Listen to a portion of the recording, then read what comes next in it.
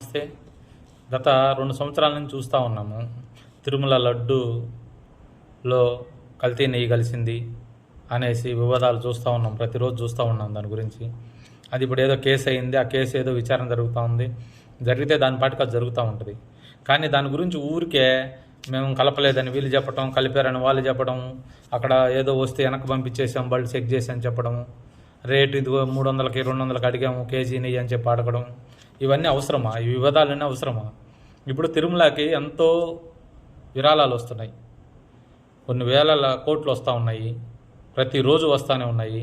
బంగారాలు వస్తున్నాయి కేజీలు. తిరుమలకి నాకు తెలిసి 40-50 లక్షలు ఎకరాల భూమి ఉంది.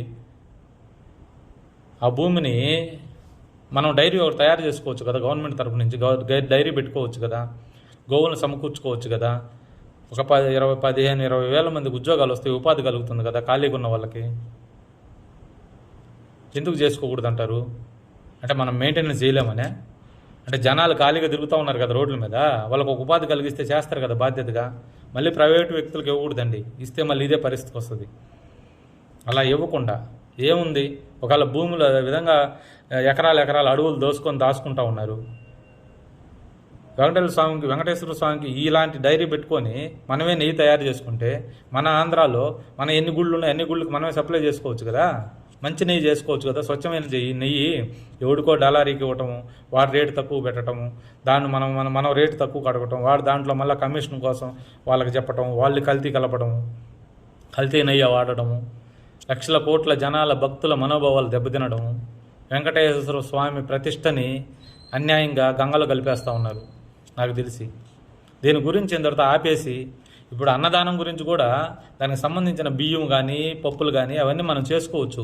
ఒకవేళ 1 by 1 తర్వాత చేసుకోవచ్చేమో. ప్రస్తుతానికి ఇప్పుడు నెయ్యి ప్రాబ్లంగా ఉంది కాబట్టి నెయ్యి మనం తయారు చేసుకోవచ్చు కదా. ఎందుకు చేసుకోలేకపోతున్నాం అంటారు? మన దగ్గర డబ్బు లేదా?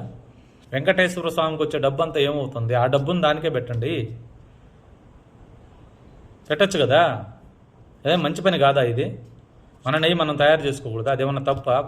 కొన్ని వేల మందికి ఉపాధి కలుగుతుంది కదా.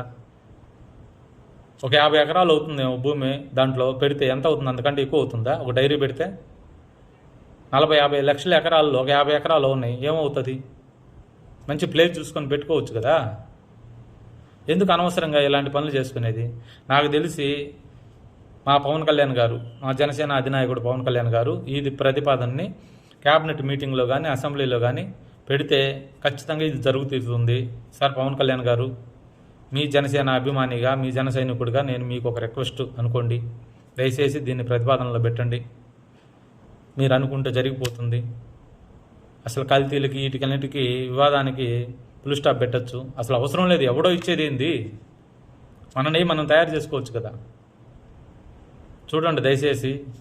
ఇదేమన్నా మీకు నచ్చితే దీన్ని ఉపయోగించండి ప్లీజ్.